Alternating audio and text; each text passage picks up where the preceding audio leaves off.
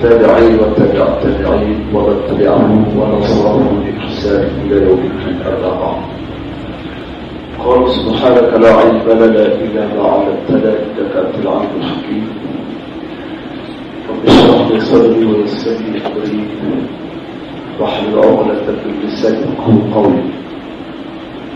Berhormati Tuhan Musi dan sebuah kita puasa surat Ikhwan Imam peradilan seterusnya muslim-muslimat hadirin hadirat yang dirahmati Allah Ta'ala. Terlebih dahulu kita bersyukur kepada Allah Ta'ala kerana dengan limpah rahmat dan hidayah kepada Allah Ta'ala, maka sekali lagi pada malam ini kita dapat hadir ke sore ini untuk sama-sama kita melaksanakan solat Isya secara berjemaah, dan sekejap lagi insyaAllah kita akan melaksanakan solat tarawih secara berjemaah. Jadi semua, bila kita mengadakan solat tarawih dan sebanyak 20 rakaat ataupun 8 rakaat, maka sebenarnya di dalam konteks solat tarawih yang kita lakukan di Malaysia kita atau kita di muka sendiri, kalau solat tarawih dilaksanakan sebanyak 20 rakaat.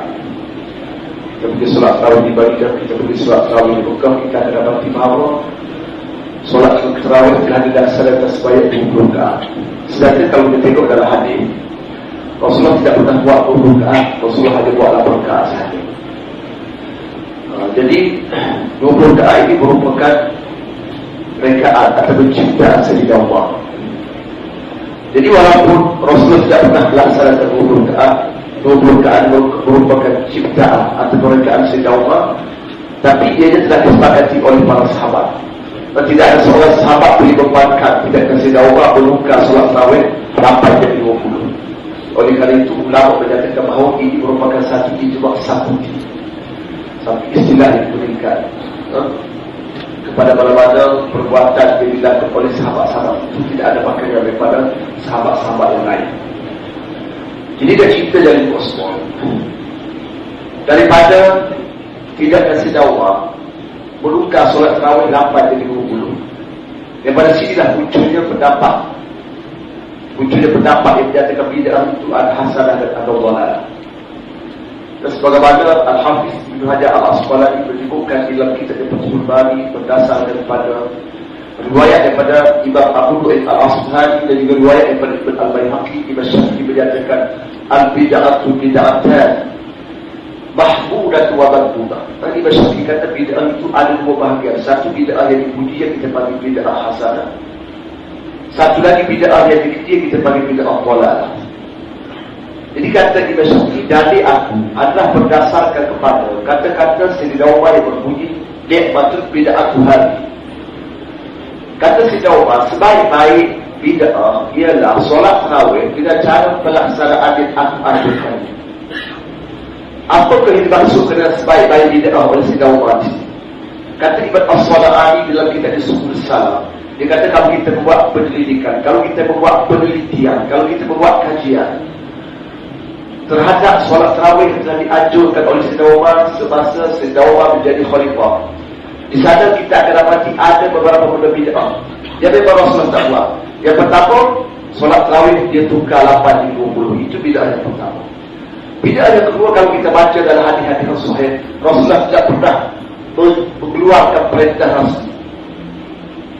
Rasulullah tidak pernah mengeluarkan perintah rasmi menyuruh para sahabat yang melaksanakan solat tarawih secara berjemaah di masjid Nabi. Rasulullah beri kebebasan open. Pada masa Rasulullah itu, Rasulullah beri kebebasan open kepada para sahabatnya. Kamu nak solat tarawih di rumah kamu boleh secara bersendirian, kamu nak datang solat di masjid aku boleh secara berjemaah.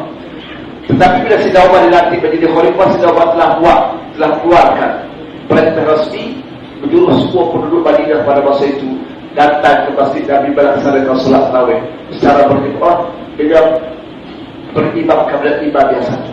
Jadi bid'ah yang kedua kata Ibn As-Sala'ani, Sayyidina Umar telah keluarkan perintah rasmi supaya solat tarawih dilaksanakan secara berjemaah di masjid Nabi. Bid'ah yang ketiga, Rasulullah tidak pernah melantik imam khusus untuk mengimami solat tarawih. Tetapi bila Sayyidina Umar dilantik menjadi khalifah, Sayyidina Umar telah buat pembaharuan. Sayyidina Umar telah melantik imam khusus untuk imam lelaki. Untuk imam lelaki, beliau telah melantik Ubay bin Ka'ab untuk menjadi imam tarawih.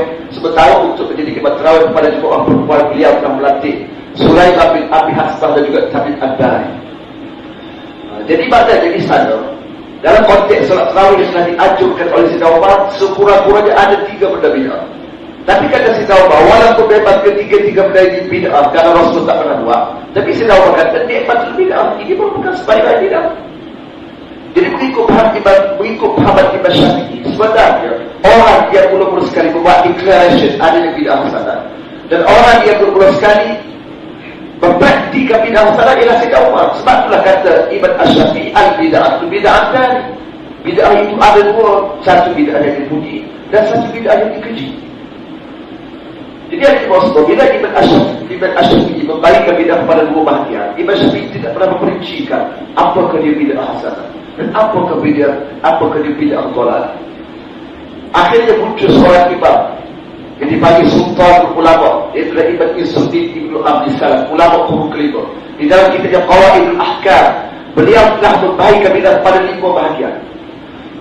Dia kata bid'ah hasanah yang dimaksudkan oleh Imam Syafi'i itu ialah ikut pandangan aku ialah bid'ah wajib, bid'ah sunat, bid'ah harus. Bid'ah dhalalah yang dimaksudkan oleh Imam Syafi'i, bid'ah yang dikeji yang dimaksudkan oleh Imam Syafi'i ialah bid'ah haram dan juga bid'ah makruh. Jadi pahaman Imam Syafi'i disokong oleh ulama yang muncul selepasnya. Di antaranya ialah Al-Imam Ad-Dawawi rahimahullah ta'ala di dalam kitabnya Tahzibul Asma' wal Lughat. Dan di dalam kitab Syarh Muslim, Imam An-Nawawi juga telah membahagikan bid'ah pada 5 bahagian, sebagaimana yang dilakukan oleh Imam Izzuddin Ibnu Abdis Salam. Dan itulah juga yang telah dilakukan oleh Al-Hafiz Ibnu Hajar Al-Asqalani di dalam kitab Fathul Bari. Al-Hafiz Ibnu Hajar Al-Asqalani diberi gelar sebagai Amirul Mu'minin fil Hadis, presiden dari ilmu hadis.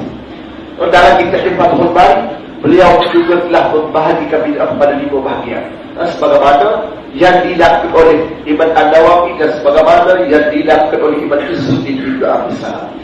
Jadi Imam Izzuddin Ibnu Abdis Salam itu seorang ulama berbahasa Syafi'i, pakar dalam ilmu fiqh Syafi'i, dan juga pakar dalam sebuah bahasa al-Usul. Jadi kesimpulannya dari Usul, pandangan ataupun konsep adanya bid'ah hasanah dan bid'ah dhalalah ini merupakan pahaman majoriti ulama fiqh dan pahaman majoriti ulama hadis. Kita jangan terkeliru. Dan inilah pahaman terbaik. Kenapa? Kerana dikeluarkan oleh Imam Syafi'i. Imam Syafi'i ini ulama salaf alaihi wasallam, bukan yang khalaf. Rasulullah bersabda, khairukum barra'ani wa barra'a barra'ani wa barra'a barra'a barra'ani. Rasulullah kata orang paling baik dari kalangan kamu pernah jumpa, itulah sahabat Rasulullah. Kedua terbaik dia tak pernah jumpa aku, tapi dia pernah jumpa sahabat. Kita bagi golongan tabi'in. Golongan ketiga, dia tak pernah jumpa aku, dia tak pernah jumpa sahabat aku, tapi dia pernah jumpa golongan tabi'in. Dia pernah jumpa sahabat aku, kita bagi tabi'in. Jadi golongan jadi ketiga-tiga golongan inilah kita panggil golongan salafus saleh.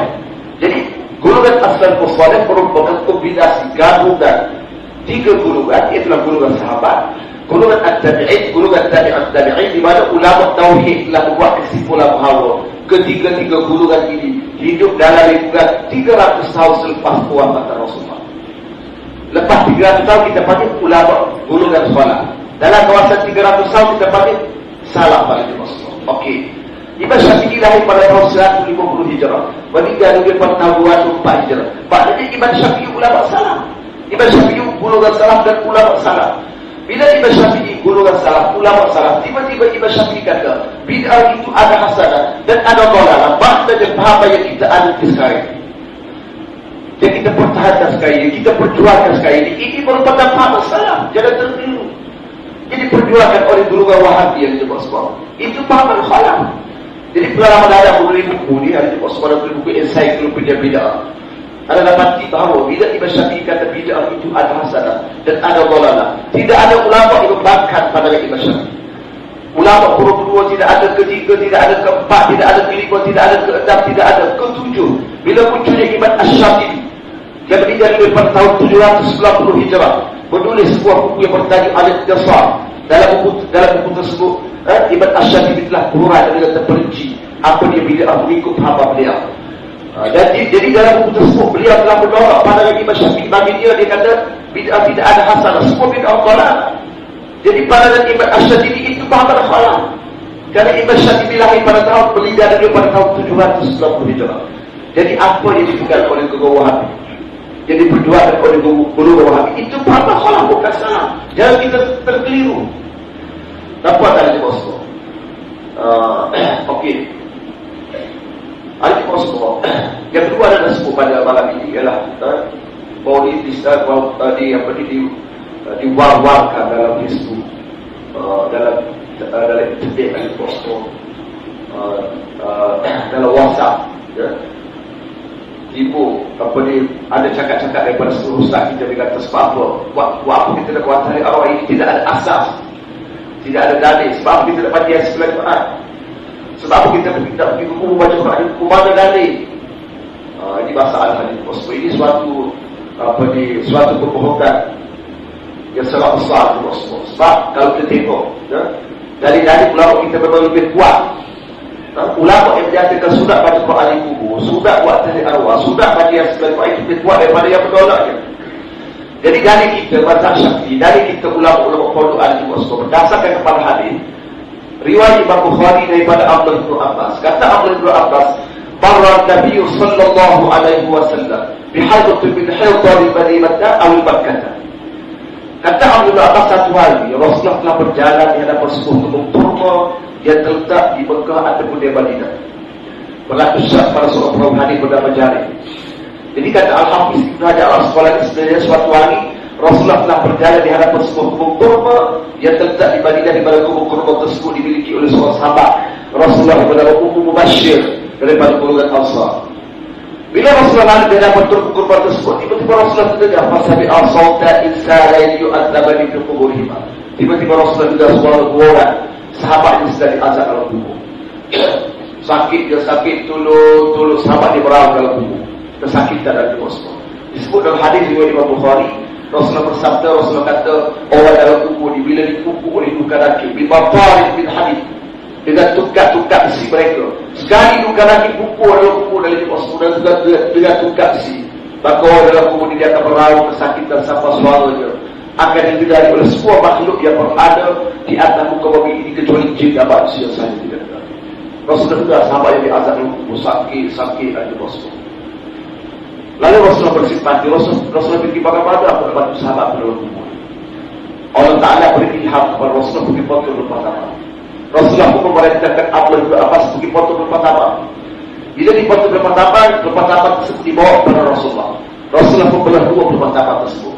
Lepas Rasulullah belah dua, tiba-tiba Rasulullah pancak kedua-dua berpertama tadi ke atas kedua ruh para sahabat. Jadi ada di Rasulullah, bila Rasul pancak berpertama ke atas kedua ruh sahabat, dia kata sahabat yang lain, yang ramai, yang berada di kawasan perkuburan pada masa itu merasa heran. Lalu mereka kata, wahai Rasulullah, lima fa'alta hadza ya Rasulullah. Wahai Rasulullah, mengapa kamu pancak berpertama di atas kedua ruh ini? Rasulullah kata, aku pancak berpertama di atas kedua ruh kubur ini kerana aku mengharapkan tasbih daripada kedua-dua pertama ini akan mengurangkan azab kedua-dua sahabat aku dalam kubur ini. Pada dia basah selama pada pertama dia tak kering, selama pada dia basah, selama pada dia tak kering, maka selama itu dia akan bertasbih, dan tasbih dia akan mengurangkan azab kedua-dua sahabat aku dalam kubur. Jadi itu guru-guru kita kata pertama dia di bosku, bila dia bertasbih atas kubur, dia tak diberi pahala lagi bosku, sebab dia bukan mukallaf. Sebab syarat mukallaf mesti bashar manusia. Pertama bukan manusia lagi bosku. Macam mana pertama dia bertasbih atas kubur, yang tak diberi pahala bila dia bertasbih dapat kurangkan azab orang kubur. Jadi kalau pertama yang bertasbih, dia tidak diberi pahala dapat membantu kurangkan azab orang dalam kubur dengan sebab tasbihnya. Takkan kita tak boleh itu bosku, kita diberi pahala bertasbih. Yang kedua, itu guru-guru kita kata, pertama bertasbih dipaksa oleh Allah Ta'ala. Al-Quran menyatakan tusabbihu lahu as-samawati as-sab'u wal ardu wa ma fihim wa in min syai'in illa yusabbihu bihamdihi walakin la tafqahuna tasbihahu. Allah Ta'ala kata sesungguhnya 7 kali lagi, 7 dalam bumi semua makhluk yang berada di langit Di antara berbilion lagi. Semua makhluk yang berada di bawah di antara berbilion di kata lain. Bertasbih kepada Allah Ta'ala. Tapi kamu manusia tak tahu. Tak dengar. Tapi ulama tauhid kata walaupun semua makhluk bertasbih kepada Allah Ta'ala, tapi mereka bertasbih secara ijbar, dipaksa oleh Allah Ta'ala. Kita manusia dan jin bertasbih secara ikhtiar, mengikut pilihan kita sendiri. Jadi itu guru baru kita kata, kalaulah pelepah tambah yang bertasbih dipaksa oleh Allah Ta'ala dapat membantu ukuran dan rasa Allah dalam kubur, takkan kita tak boleh kita bertasbih dengan ikhtiar, dengan pilihan kita sendiri. Yang ketiga, pelepah tambah bertasbih tidak ada dia ukuran dan rasa Allah dalam kubur, sebab dia dipaksa bertasbih. Dia tidak ada pelepah tambah tidak pernah kata aku bertasbih sebab aku nak ukuran dan rasa Allah dalam kubur. Tak ada lagi bosku. Jadi kalau pelepah tambah yang bertasbih tidak ada lihat dan kurang dan rasa Allah dalam kubur, itu pun dah boleh berkurang dan rasa Allah dalam kubur. Takkan kita tak boleh. Kita pergi ke kubur, kita baca Quran di kubur, kita bertahlil di kubur, dia lihat dan kurang dan rasa Allah dalam kubur, sudah pasti kita lebih dapat membantu kurang dan rasa Allah dalam kubur. Yang keempat, guru-guru kita kata pelepah tambah bertasbih tidak ada lihat pun tak menjadikan pahala kepada sebab di dalam kubur. Dan segala pahala macam mana mereka tidak diberi pahala. Jadi kalau pelepah tambah yang bertasbih atas kubur tidak dihasilkan pahala kepada sebab di dalam kubur, dapat kurang dan rasa orang kubur, takkan kita tak boleh. Kita pergi ke kubur, kita bertasbih ke kubur, kita lihat hasilkan pahala kepada sebab di dalam kubur. Jadi yang dimaksud berdasarkan pada hadis inilah Al-Imam Nawawi rahimahullah ta'ala menyebutkan dalam kitab Syarah Muhadzab. Dia kata Al-Imam Syafi'i das-Sah' fil Qur. Imam Syafi'i telah menyebutkan di dalam kitab ada Al-Qur berdasarkan kepada hadis itu sunnah. Bila kita sudah selepas dikemukakan ayat, kita baca Quran. Kalau kita boleh khatam 30 juz dari akhbar, daripada situlah tunggu baru kita buat program tunggu kubur. Kalau di kelas daripada tunggu kubur, sampai sekarang ni pun tempat anda pun bila ada kematian, orang kampung dah terjumpa anda, masyarakat dah terjumpa anda. Ustaz Suki saya nak minta ada boleh Ustaz baca Quran di kubur. Bapak saya bawa bati 2 malam, 3 malam, 7 malam, ya? Ada segala bersama 40 hari 40 malam. Kalau tubuh baru bila dia mati, baca Quran di kubur 40 hari 40 malam. Mana dalil ini tidak ada yang Imam Syafi'i kata. Bila Imam Syafi'i kata sudah baca Quran di kubur selepas dikemukakan banyak kali Rasulullah. Bahkan ulama-ulama hadis, majoriti ulama hadis kata sudah baca Quran di kubur.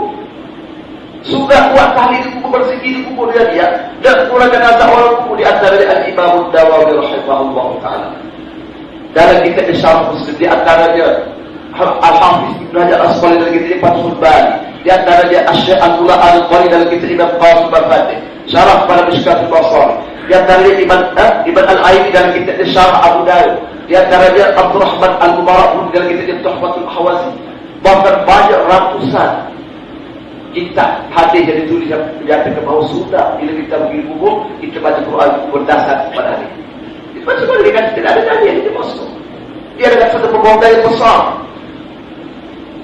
Muslimat hadirin hadirat yang dirahmati Allah Ta'ala. Jadi ulama yang menyatakan bila kita baca Quran dapat murah dan rasa Allah kubur. Mereka kata bila kita pergi baca Quran di kubur, tak payah dia ada bosok. Kita baca saja Quran di kubur, kita bertahlil saja di kubur, direct dapat membantu murah dan rasa Allah kubur. Kenapa? Kalau bila Rasulullah baca pelepas tamat tadi, pelepas tamat tak ada dia pun murah dan rasa Allah kubur. Tak ada dia pun sertakan pahala kepada sifat di dalam kubur. Tapi bila dia bertasbih direct dapat murah dan rasa Allah kubur. Maka begitulah bila kita pergi baca Quran di kubur, tak payah dia. Kita pergi baca Quran Yasin, tak payah dia. Bukan saja kubur tempat kita baca Quran mendapat manfaat, bukan saja kubur bapa kita yang kita baca Quran dapat manfaat, tapi kubur-kubur lain. Kalau ada 1000 orang yang mati di kawasan perkuburan tersebut, maka 1000 orang juga akan mendapat manfaat kerana kita baca Quran di kubur ibu bapa. Tapi kalau kita baca Quran jauh daripada kawasan perkuburan, kata Asy-Syaikh Al-Qari di dalam kitabnya Syarah Fiqhul Akbar, majoriti ulama salaf, Imam Abu Hanifah, Imam Ahmad bin Hanbal menyatakan bahawa kalau kita baca Quran jauh daripada kawasan perkuburan, lepas kita baca Quran kita sedekahkan pahala kepada semati. Lepas kita tahlil arwah kita sedekahkan pahala kepada semati sampai pahala itu. Ini majoriti para ulama. Sebab itulah ulama kita buat program baca yang sebelah Quran. Ulama kita baca Quran, bila pergi ke kubur dia suruh baca Quran di kubur. Bila berlaku kematian kita buat tahlil arwah. Ini dalil yang okey, wahabi kata tak sampai pahala. Sebab pada sama pahala mereka kuda dari asal, mereka kuda hadis pajak pertama tadi juga. Tapi mereka kata tak sama pahala. Sebab apa tak sama pahala? Sebab mereka kata pajak pertama dalam hadis Bukhari tadi merupakan khususnya Rasulullah. Okey, apakah maksud kalau kita katakan pajak pertama tadi merupakan khususnya Rasulullah? Pajak pertama tadi merupakan keistimewaan Rasulullah. Okey, kalau kita katakan pajak pertama dalam hadis Bukhari tadi merupakan khususnya Rasulullah, merupakan keistimewaan Rasulullah, dia akan keluarkan dua hukum. Hukum yang pertama akan keluarkan hukum yang pertama, iaitu hanya Rasulullah seorang saja pajak pertama atau pajak benda atau buku dapat murahkan azab orang kubur. Abdullah Ibn Abbas ke Sayyidina Umar ke Sayyidina Umar ke Ustaz Suki ke Tuk Iman Surat Ikhwan pada manusia bulu ke pajak benda atau kubur, walaupun benda tersebut berzikir tak dapat membantu murahkan azab orang dalam kubur. Itu kalau kita katakan pajak pertama tadi merupakan khususnya Rasulullah. Itu yang dipegang oleh wahyu. Hukum yang kedua dia akan hukum yang kedua keluar ialah hanya Rasulullah seorang saja baca Yasin bulan Jumaat, hanya Rasulullah seorang saja buat tahlil arwah, hanya Rasulullah seorang saja baca tahlil kubur, dapat kurangkan azab orang kubur. Selain daripada Rasulullah siapa-siapa saja tak dapat kurangkan azab orang kubur. Itu kalau kita katakan pajak pertama tadi merupakan khususnya Rasulullah. Jadi Al-Hafiz Ibnu Hajar Al-Asqalani menyebutkan dalam kitab Fathul Bari ada 3 tokoh ulama terkemuka yang menyatakan bahawa pajak pertama tadi merupakan khususnya Rasulullah, iaitulah Ibn At-Turtushi, Qadiyah dan juga Ibn Al-Fattan. Jadi ketiga-tiga ulama inilah yang menjadi ikutan golongan Wahabi.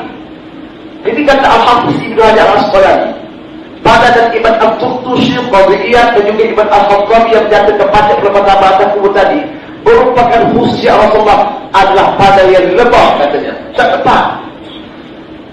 Yang betul yang dikata dari hadis-hadis yang sahih, pajak pertama tadi bukan merupakan khususnya Rasulullah.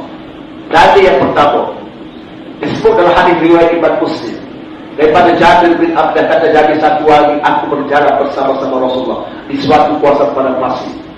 Tiba-tiba Rasulullah juga suara 2 orang sedang diazab dalam kubur. 2 orang juga, tapi ini di padang pasir. Tadi di hadapan kubur ada 2 kisah yang berbeza. Bila Rasulullah suara 2 orang sedang diazab dalam kubur, tiba-tiba Rasulullah suruh Jabir pergi foto 2 kali. Jabir pergi foto 2 kali buat datang kepada Rasulullah. Bila 2 kali tadi dibawa datang kepada Rasulullah, tiba-tiba Rasulullah suruh Jabir yang pajak. Rasulullah dia tak pajak sendiri, dia suruh Jabir yang pajak. Jadi kata Al-Hafiz Ibnu Hajar Al-Asqalani, ini menunjukkan bahawa pajak pertama dalam hadis Bukhari tadi bukan merupakan khususnya Rasulullah. Sebab dalam hadis riwayat Muslim, Rasulullah suruh Jabir yang pajak. Taklah pajak pertama dalam hadis Bukhari tadi merupakan khususnya Rasulullah. Dan saya Rasulullah takkan suruh Jabir pajak dalam hadis ini. Rasulullah akan pajak sendiri. Jadi bila Rasulullah suruh Jabir pajak, menunjukkan bahawa siapa-siapa saja pajak dapat kurangkan azab dalam kubur. Okey, yang kedua disebut dalam hadis riwayat Imam Bukhari daripada Buraidatul Aslam. Kisah seorang sahabat Rasulullah bernama Buraidatul Aslam. Buraidatul Aslam ini bila dia mati, sebelum daripada dia mati sakit sedang, dia telah berwasiat kepada kaum keluarganya. Dia kata, bila aku mati, aku minta kamu pajaklah apa-apa benda aku buat, wahai kaum keluarga. Pajaklah benda aku buat bila aku mati, berbuat apa ke dan tadi apa-apa saja yang mampu bertasbih kamu pajak aku buat, kerana aku mengharapkan benda yang kamu pajak tadi akan murahkan azab aku dalam kubur jika sekiranya aku diazab oleh Allah Ta'ala. Jadi kata Al-Hafiz Ibnu Hajar Al-Asqalani, Buraidatul Aslami yang merupakan sahabat Rasulullah sendiri berpandangan bahawa pajak pertama atas kubur tadi bukan merupakan khususnya Rasulullah. Sebab dia berwasiat. Berwasiat buat apa kalau betul tidak ada faedah. Jadi kata Al-Hafiz Ibnu Hajar Al-Asqalani, pandangan sahabat Rasulullah Buraidatul Aslami mesti kita utamakan daripada pandangan Ibn At-Turtush Qadiyah dan juga Ibn Al-Khadzabi yang bukan merupakan sahabat Rasulullah. Jadi kita memang kuat dari kita. Bila ada berhujah berdebat dalam WhatsApp, memang tak boleh jawab. Itu sebenarnya